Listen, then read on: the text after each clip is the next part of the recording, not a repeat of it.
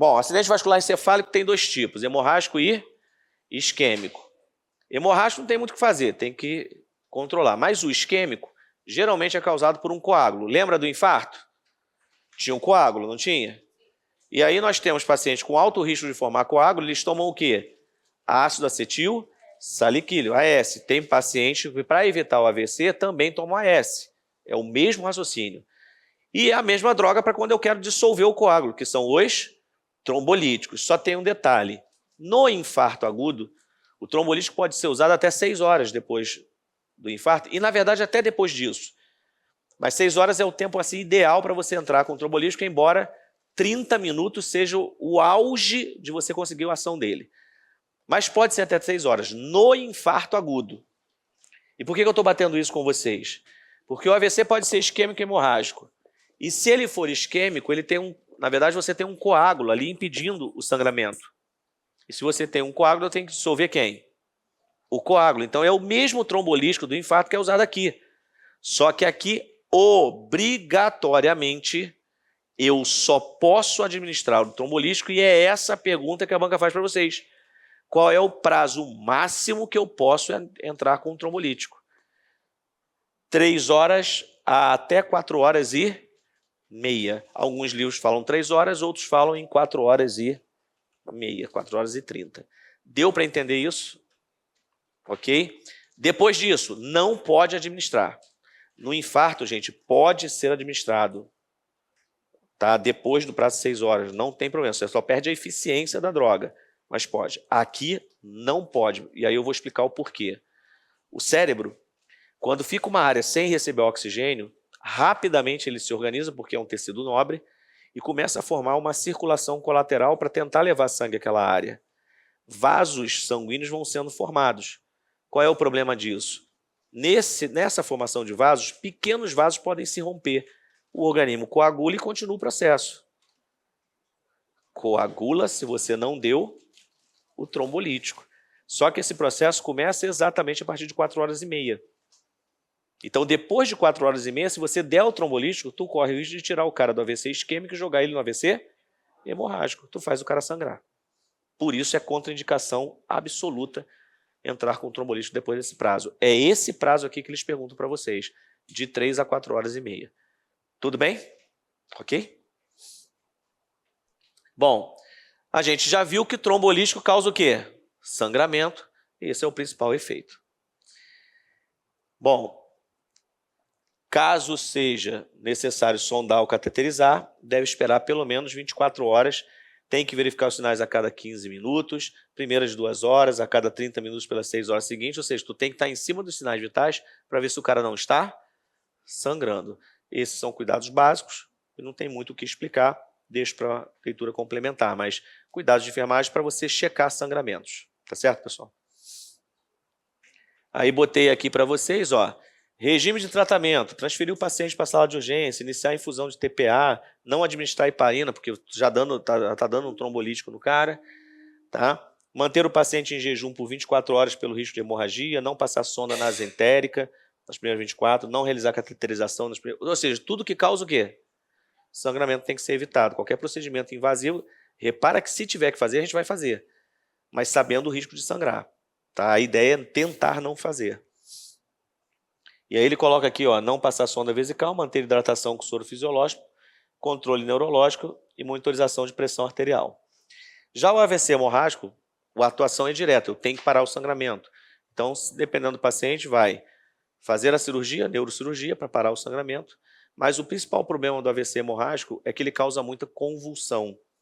E aí as bancas tiram do AVC hemorrágico e vão para a convulsão para perguntar para vocês. Gente, posso colocar a mão na boca de um paciente convulsionando para segurar a língua? Acho que não preciso explicar isso. O paciente tem risco de broncoaspirar durante a convulsão?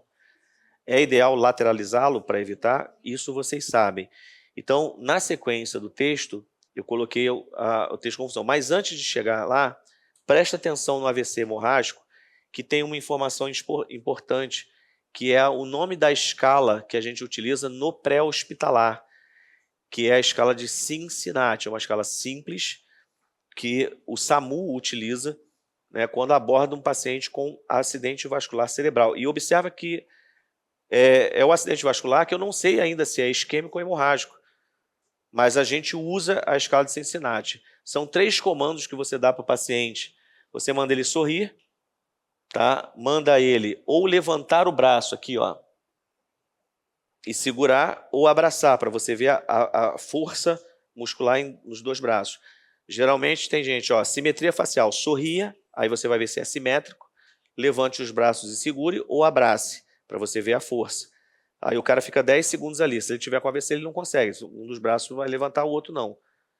E a questão de falar, se ele consegue articular palavras. Bola, sempre palavras simples. E aí, se ele não consegue falar, você entende que aquilo ali é um possível AVC e corre com ele para o hospital. Então, o nome dessa escala, escala D, Cincinnati. Eles perguntam, a pergunta da banca é: qual é o nome da escala utilizada no pré-hospitalar para possível caso de AVC? Escala D, Cincinnati. Ok? Está no finalzinho do texto.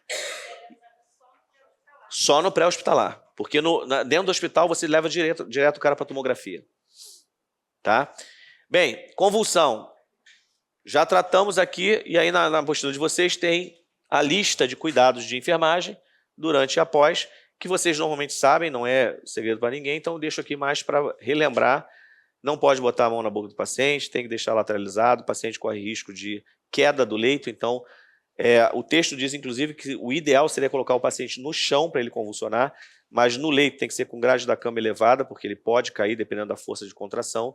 A gente protege a cabeça, mas deixa o corpo se debater. Tá? Então são cuidados básicos que estão aí na lista de vocês, só para relembrar quem não tem tanta experiência assim com convulsão. Certo? Bom, agora saímos da parte neurológica e vamos para a oxigenoterapia. E aqui é questão perigosa. Por que é questão perigosa? Que o cara fala assim para vocês na prova. O DPOC, doença pulmonar obstrutiva crônica, é uma doença que é perigoso administrar oxigênio. Em relação a isso, analise as afirmativas abaixo e marque a resposta correta. Então, repara, o DPOC é uma patologia que é perigoso dar oxigênio. Aí o cara bota numa das afirmativas assim: o melhor sistema de administração de oxigênio ao paciente DPOC é o de baixo fluxo. Verdadeiro ou falso?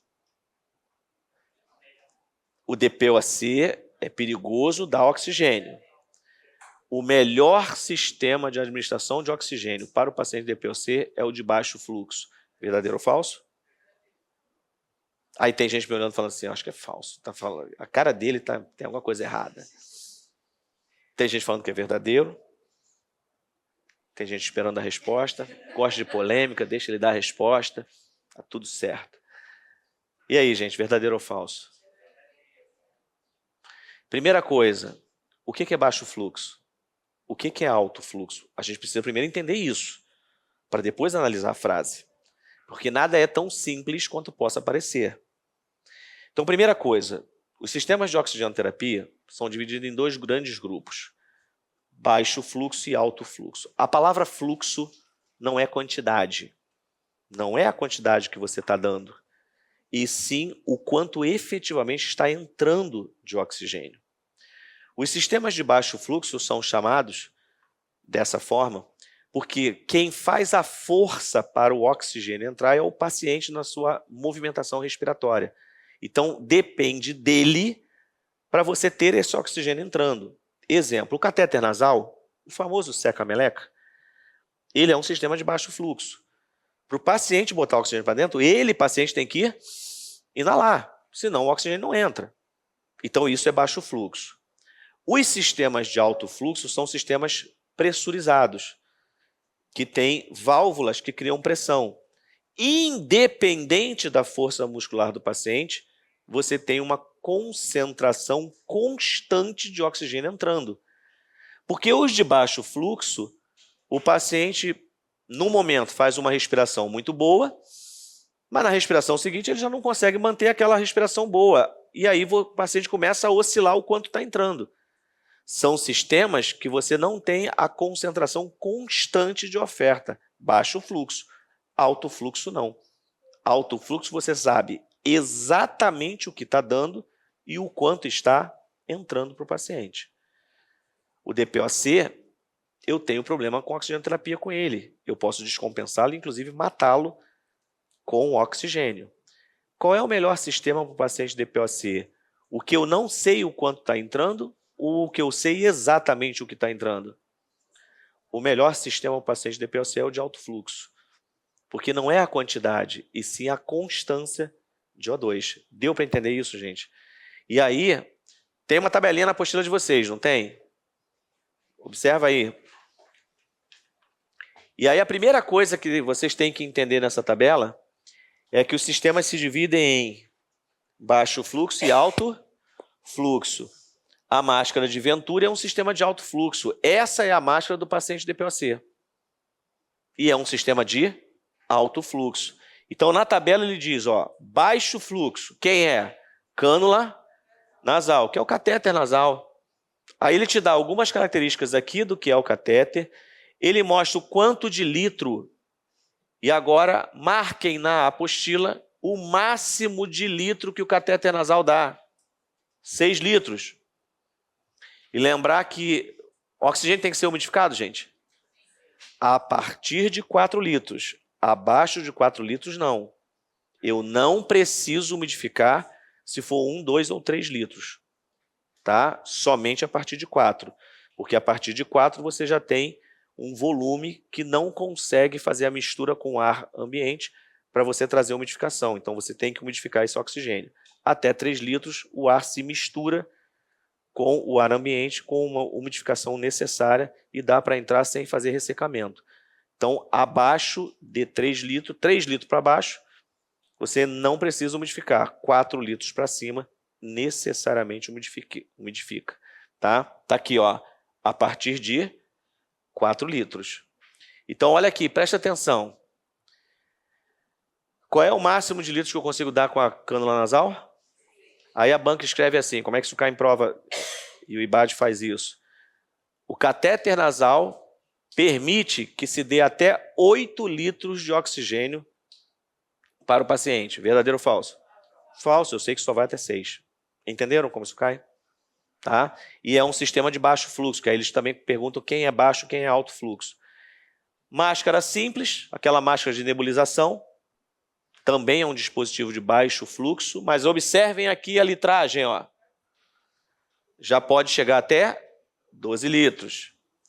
E a máscara parcial e de não reinalação, aí são aquelas máscaras que têm a bolsa reservatório, tá?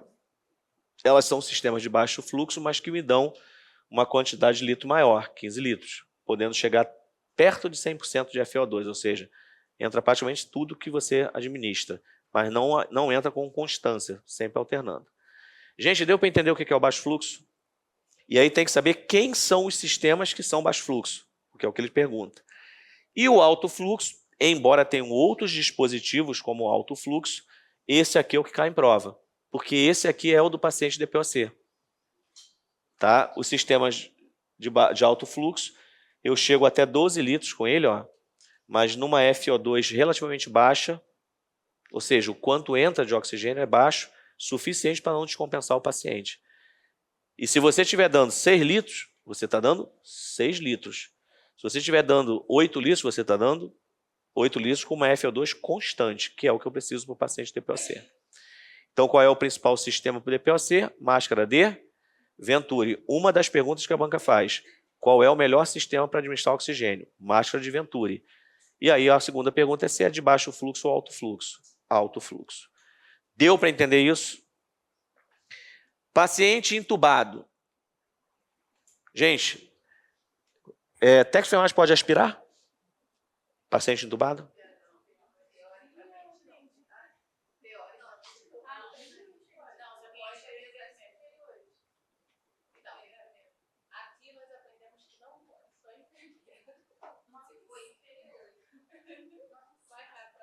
Não, na prática, esquece.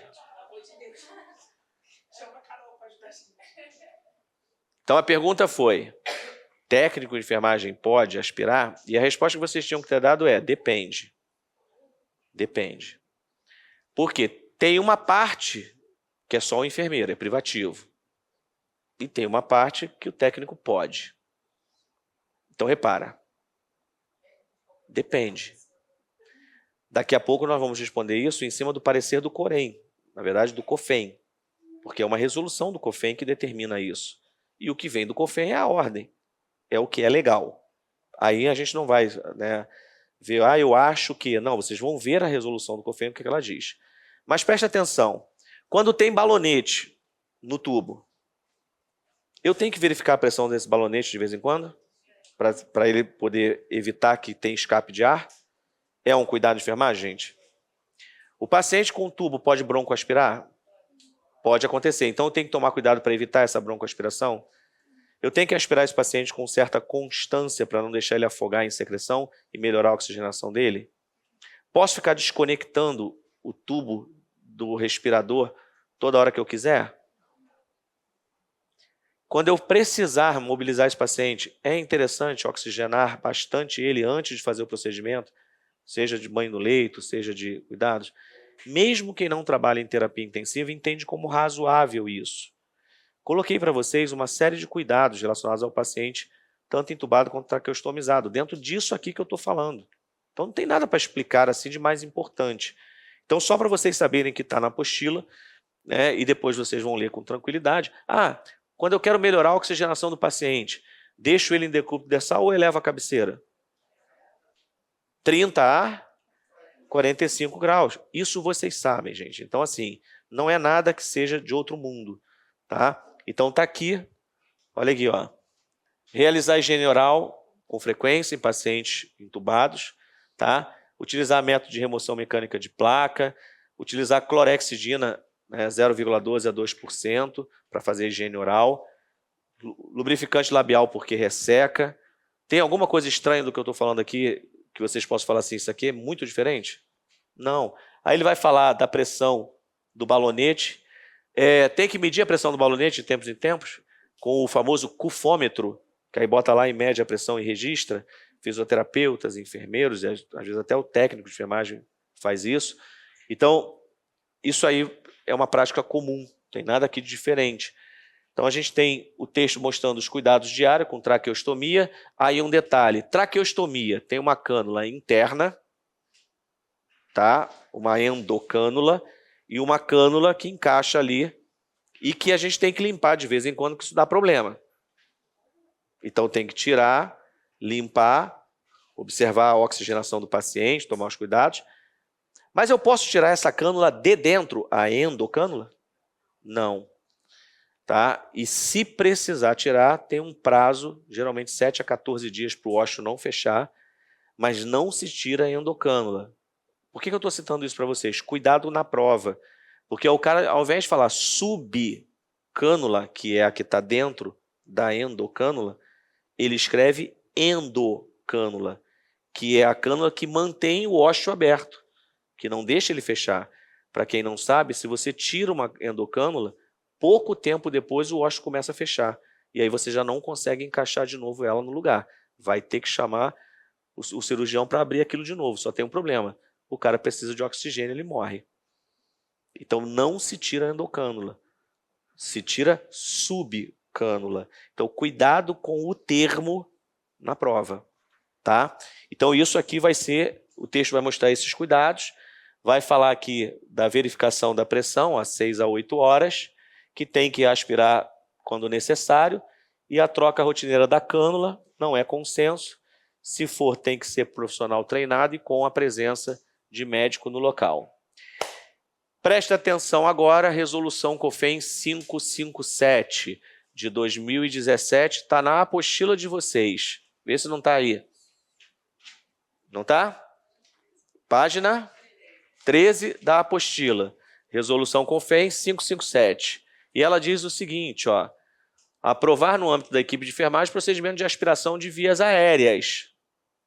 E aí ele te diz o seguinte, ó, paciente grave, presta atenção nisso.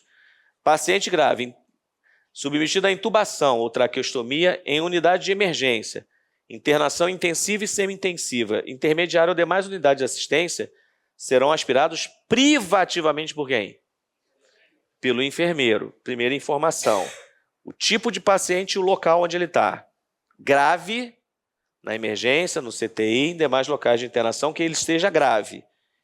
Quem aspira é o enfermeiro.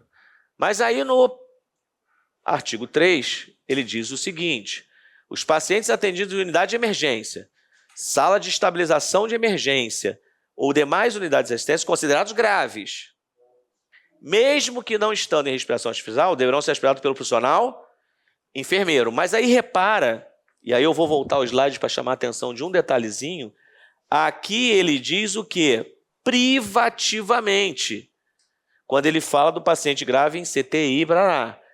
Já na emergência, ele diz que o paciente grave vai ser aspirado pelo profissional enfermeiro, mas ele tirou a palavra privativo, porque ele colocou um adendo, exceto em situação de... E aí, na situação de emergência, o técnico pode e deve aspirar esse paciente. Entenderam a diferença? Só tem um pequeno detalhe, que aí a maldade humana não tem limites, e o cara que faz a prova é mau. Qual é a diferença do texto? Aqui ele fala em emergência, sala de estabilização de emergência ou demais unidades de assistência. Qual é a diferença para o parágrafo anterior? Ele não fala de CTI. CTI só quem aspira é enfermeiro. Não tem exceção. No CTI, quem aspira, inclusive nas situações de emergência, é o enfermeiro. Saiu do CTI, vai para a emergência e demais unidades, mesmo que o cara esteja grave, na situação de emergência o técnico pode aspirar. Cuidado com esse detalhe na prova, porque aí você tem que prestar atenção de qual é o local que o cara está te dizendo que o paciente está. Se ele falar de CTI, aí não tem situação de exceto, é o enfermeiro. Mas qualquer outra unidade, se o cara está grave e é uma situação de emergência, o técnico pode aspirar. Ficou claro isso, gente? E aí, no artigo 4º, ele fala o seguinte, ó, unidade de repouso, unidade de internação e pacientes não graves, depois que o enfermeiro avaliou, o técnico pode aspirar. O técnico pode realizar a aspiração. Certo? Então, quando se ensina isso, você fala o seguinte, ó, técnico não pode aspirar. Por quê? Porque a gente não sabe qual é o local que está falando. Genericamente, se ele não definir o local, o técnico não pode aspirar. Mas quando você começa a conceituar o tipo de paciente, o local, aí o COFEM fala, ó, dependendo do local, enfermeiro, só o enfermeiro, dependendo do local, o técnico pode. Vamos lá. Se não é situação de emergência e o paciente está na unidade de emergência do hospital, mas não é uma situação de emergência, o técnico pode aspirar? Olha o que eu falei. O paciente está na unidade de emergência, mas não é uma situação de emergência. O técnico pode aspirar? Não. Aí é o enfermeiro. Somente na situação de emergência. Gente, paciente grave, tirando o CTI, paciente grave, só o técnico tem autorização para aspirar, pela resolução, se for uma situação de emergência. Fora isso, é o enfermeiro que aspira. Tá? Agora, nas demais unidades não graves, aí o enfermeiro avalia e delega a competência para o técnico para aspirar. Ficou clara essa condição? Porque essa parte da emergência aí pega, tá?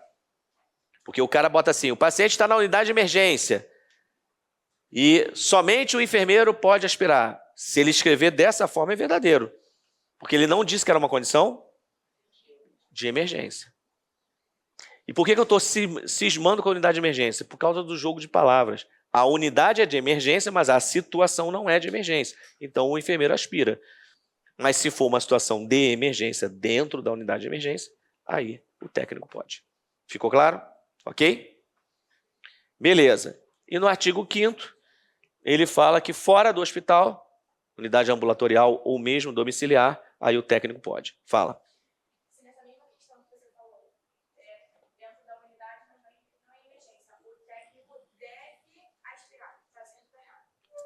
Vamos lá. Se ele escrever como, repete a frase para mim. Não, olha só. Se tiver escrito, o técnico pode aspirar, o técnico deve aspirar. Eu vou repetir a frase. Se o paciente está numa situação de emergência, dentro da unidade de emergência, o técnico deve aspirar. Porque aí não é uma escolha dele. A situação é de emergência. Se o técnico não agir, o cara morre. Entendeu? Porque quando você fala pode aspirar, tu deixa o quê? A ideia de escolha. E nesse caso não tem escolha. Se o paciente é grave, uma situação de emergência, e o técnico está ali, ele, respaldado pelo que ele vai descrever, que é uma situação de emergência, ele aspira. Aí ele tem que aspirar.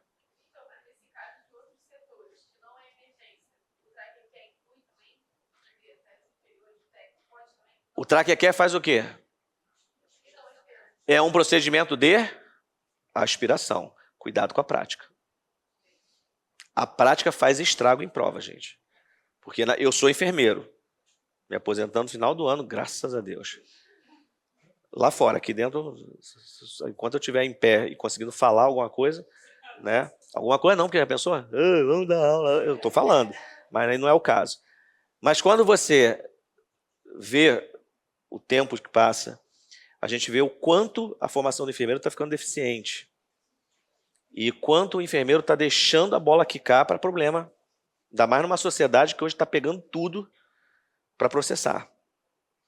Então, as bancas sabem disso. Então, muitas vezes vai para a prova o que acontece na prática. E o cara faz de maldade, porque quem faz a prova, gente, é o enfermeiro. É o enfermeiro que monta uma prova dessa. E ele sabe o que acontece na prática. Aí ele vai lá, escreve uma coisa que acontece na prática, que o técnico faz com frequência, e ele pergunta se pode ou não. E aí derruba. Ali ele não está falando por dispositivo. Ele está te dizendo o quê? Aspiração. Qualquer aspiração, por qual dispositivo seja, aberto ou fechado, se é paciente de CTI, quem aspira é o enfermeiro.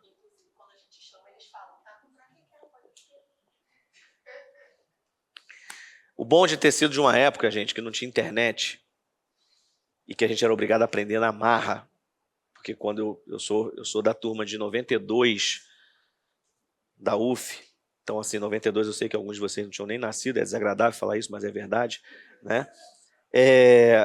Eu sou de uma época que não tinha fisioterapeuta dentro do hospital.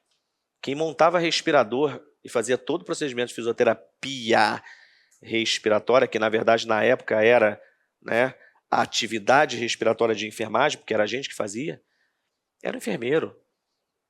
E eu trabalhei em emergência há 15 anos. Então assim, o que é meu, eu nunca abri mão. E por isso talvez cheguei onde eu cheguei. No nível de conhecimento e no nível de autoridade que eu cheguei. E eu recomendo sempre quem passa pelo curso técnico de enfermagem, trabalha como técnico, depois faz a faculdade de enfermagem, para virar a chave e entender que agora está num outro processo e começar a assumir as suas responsabilidades. Porque quando você passa uma responsabilidade que é sua para o outro, tu assume o risco. Juridicamente, tu assume o risco. Tem gente aí fora brincando com a sorte, até a hora que der problema.